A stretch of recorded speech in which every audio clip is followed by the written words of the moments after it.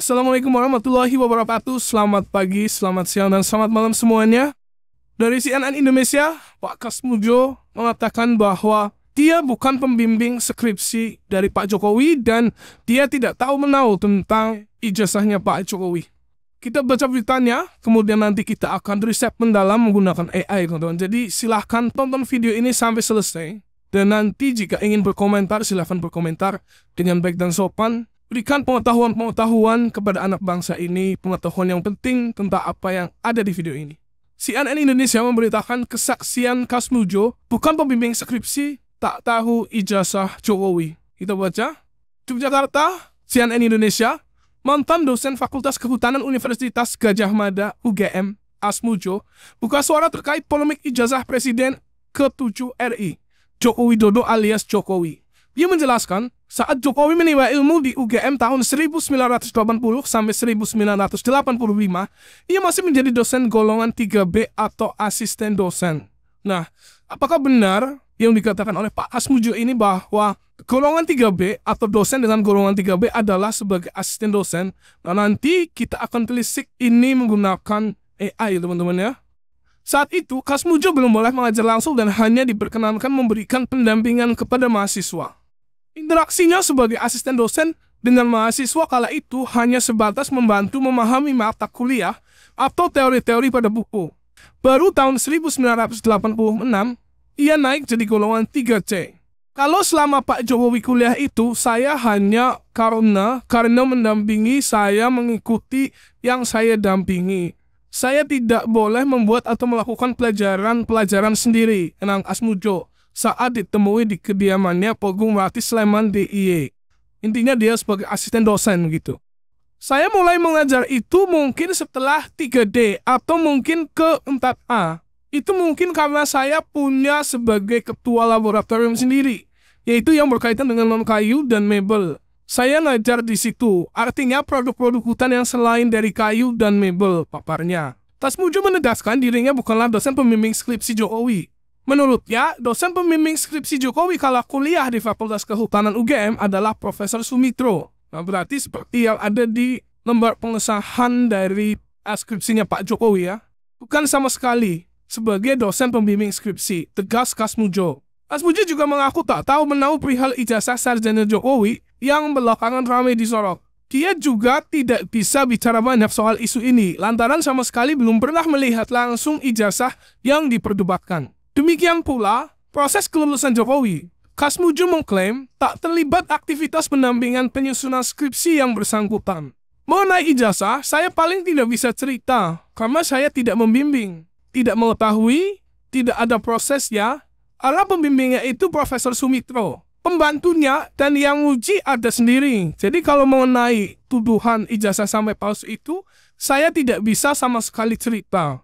Berarti ini ada pembantunya dan yang uji, kan? Tapi kita tidak tahu siapa pembantunya dan yang uji skripsinya Pak Jokowi. Karena di lembar pengesahan skripsinya Pak Jokowi tidak tertera tanda tangan dosen pengujinya. Jadi kalau itu nyangkutnya ke ijazah palsu, ya ke situ kalau saya pembimbing akademik pelajaran-pelajaran yang secara umum ya nggak bisa. Maksudnya nggak bisa disangkut pautkan, ujarnya. Kemudian di sini Pak Kasmujo tidak ada juga kalimat yang menegaskan bahwa dia sendiri adalah dosen pembimbing akademiknya Pak Jokowi. Kemudian kita akan lihat ya, sebenarnya apa sih tugas dosen golongan 3B. Dan nanti silahkan teman-teman atau bapak-bapak, ibu-ibu yang di sini yang pernah sebagai dosen di kala tahun-tahun mungkin 85 sampai 90-an ya. Kalau bisa silahkan berkomentar apakah apa yang saya sampaikan nanti tentang dosen golongan 3B yang dirangkum melalui ChatGPT itu benar, atau jika salah tolong dikoreksi dan jika kurang tolong ditambahi. Ini sebagai pengetahuan ya, gambaran dosen golongan 3B itu seperti itu. Di sini sudah ada riset mendalam tentang dosen dengan golongan 3B. Teman-teman juga bisa lakukan ini di ChatGPT teman-teman masing-masing di HP maupun di PC ya, dengan cara klik riset mendalam di sini ya. Oke, sekarang saya bacakan. Jelaskan tentang dosen dengan golongan 3B dan tugasnya pada tahun 1980-an. Ini kita persempit ke dosen di universitas negeri Dan nanti akan diinformasikan juga kebijakan atau regulasi resmi yang mengatur dosen pada masa itu. Sekali lagi, silakan jika ada bapak-bapak atau ibu-ibu di sini yang mendengarkan video ini atau melihat video ini dan pernah bekerja atau sedang bekerja sebagai dosen, silahkan bisa memberikan komentar untuk menambah pengetahuan kepada kita semua, rakyat Indonesia tentunya.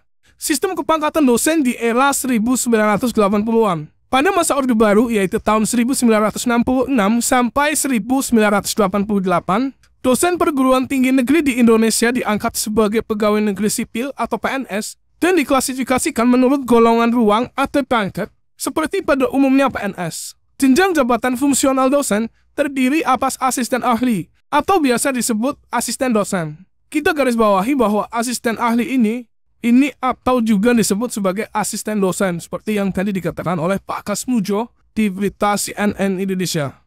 Kemudian lektor kepala, dan guru besar. Setiap jenjang jabatan terkait dengan golongan ruang tertentu. Golongan ruang 3B atau disebut penata muda tingkat 1. Saat itu umumnya termasuk ke dalam jenjang asisten ahli, yaitu jabatan awal seorang dosen muda. Keputusan ketenagaan masyarakat bahwa seorang dosen pemula harus berpangkat minimal penata muda tingkat 1 atau golongan 3B. Ini diambil dari website dikti5.kemendikbud.go.id. Demikian pula, dokumen staf Universitas Gadjah Mada atau UGM tahun 1999 menyebut asisten ahli terdiri atas pangkat penata muda 3A dan penata muda 3B. Dengan demikian, seorang dosen golongan 3B pada tahun 1980-an setara dengan asisten ahli atau asisten dosen. Seorang dosen muda lulusan S2 yang baru diangkat. Kemudian, tugas akademik golongan 3B. Sebagai asisten dosen atau golongan 3B, tugas utamanya adalah membantu pelaksanaan pendidikan tinggi di bawah supervisi dosen senior. Dalam prakteknya, seorang asisten dosen tidak diizinkan memberi kuliah penuh sendiri. Ia lebih banyak memberikan pendampingan kepada mahasiswa dan membantu dosen senior. Sebagaimana diungkapkan Insinyur Kasmujo atau dosen kehutanan UGM era 1980-an. Saat itu ia hanya diperkenankan memberikan pendampingan kepada mahasiswa dan belum boleh mengajar langsung. Dengan kata lain, seorang asisten dosen bertugas pertama, membantu perkuliahan dan tutorial, yaitu ia mendampingi dosen senior dalam perkuliahan maupun tutorial. Misalnya, memimpin kelas kecil, menjelaskan materi pendukung, atau mengulang teori agar mahasiswa memahaminya lebih baik. Kasmujo menuturkan bahwa sebagai dosen golongan 3B, ia hanya mendampingi mahasiswa dalam kegiatan perkuliahan. Kemudian, poin 2, membimbing praktikum dan kerja lapangan. Asisten dosen sering dipercaya membantu praktikum laboratorium, bengkel, studio, atau membimbing kegiatan lapangan, seperti KKN, di bawah arahan dosen pembimbing. Mereka menyiapkan alat atau bahan praktikum dan mengkoreksi hasil kerja lapangan. Poin 3, membimbing tugas mahasiswa.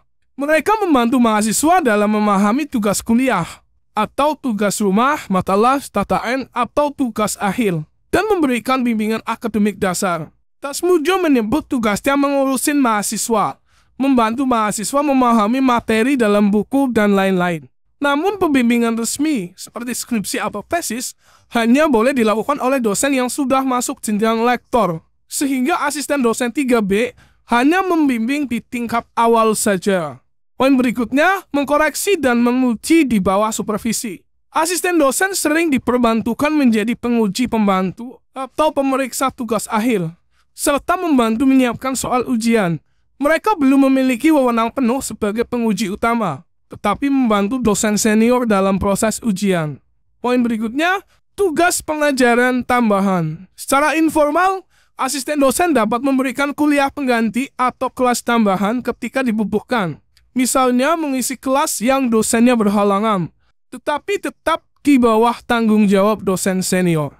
Dengan kata lain, tugas akademik dosen golongan 3B bersifat menunjang proses belajar mengajar.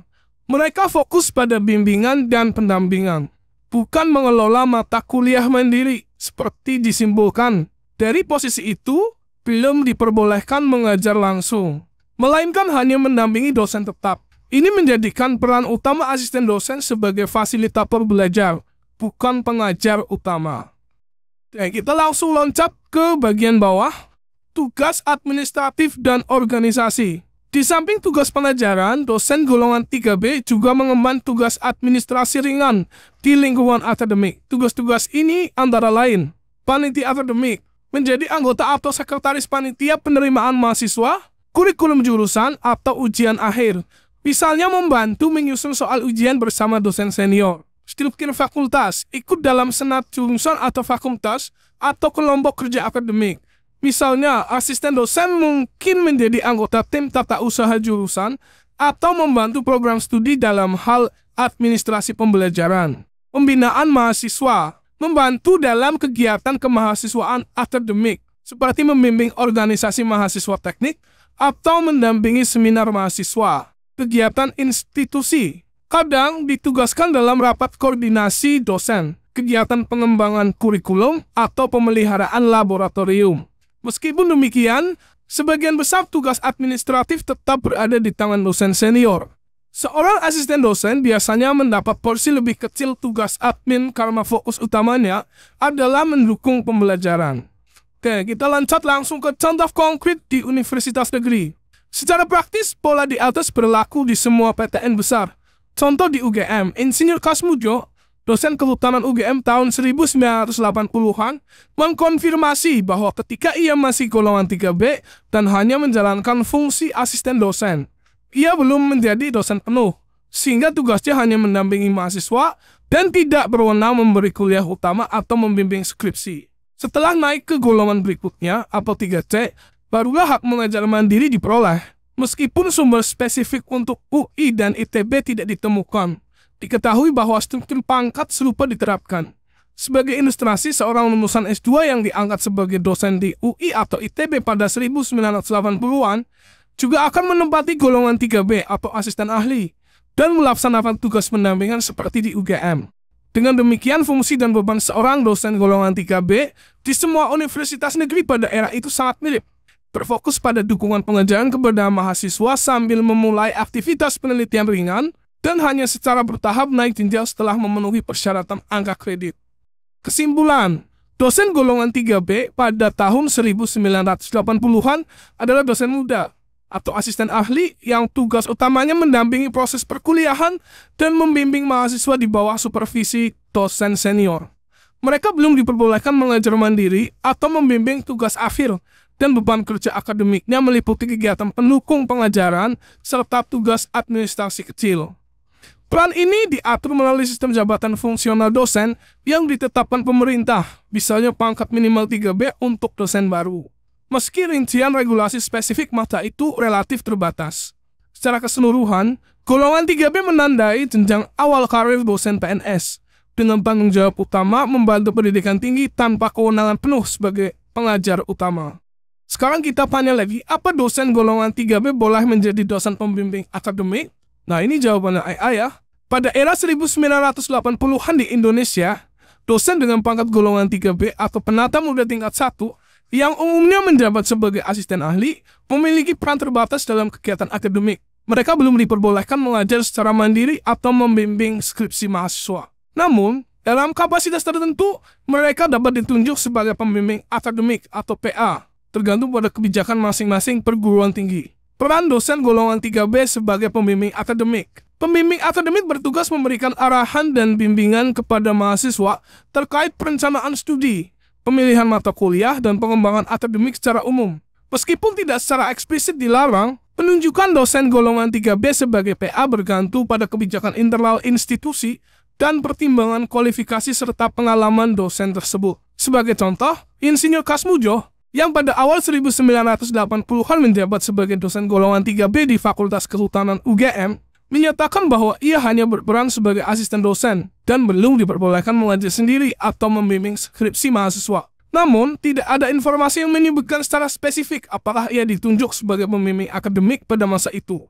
Dan juga belum ada perkataan secara resmi dari Pak Kasmujo sendiri bahwa ia membimbing atau sebagai dosen pembimbing akademik dari Pak Jokowi. AI juga tidak menemukan pernyataan tersebut ya. Yang ada di CNN tadi adalah dia menyatakan dia bukan dosen pembimbing skripsi dari Pak Jokowi.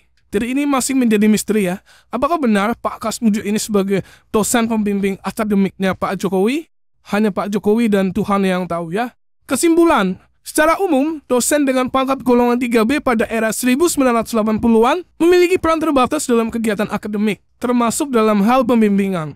Penunjukan mereka sebagai pembimbing akademik tidak dilarang, namun bergantung pada kebijakan dan pertimbangan masing-masing perguruan tinggi. Seiring dengan peningkatan pangkat dan jabatan fungsional, dosen akan memperoleh kewenangan lebih dalam kegiatan akademik, termasuk pembimbing mahasiswa. Oke, itu tadi ya, sedikit pengetahuan untuk kita semua. Bagaimana dosen golongan 3B seperti yang dinyatakan oleh Pak Kasmudjo bahwa ia hanya sebagai asisten dosen pada tahun 1980 sampai 1885 berdasarkan regulasi yang ada. Silakan tambahi dengan komentar dari teman-teman yang atau Bapak Ibu semuanya di sini yang mungkin pernah mengalami hal tersebut. Terima kasih sudah nonton. Jangan lupa like, share, dan subscribe. Sampai jumpa lagi di next video. Assalamualaikum warahmatullahi wabarakatuh.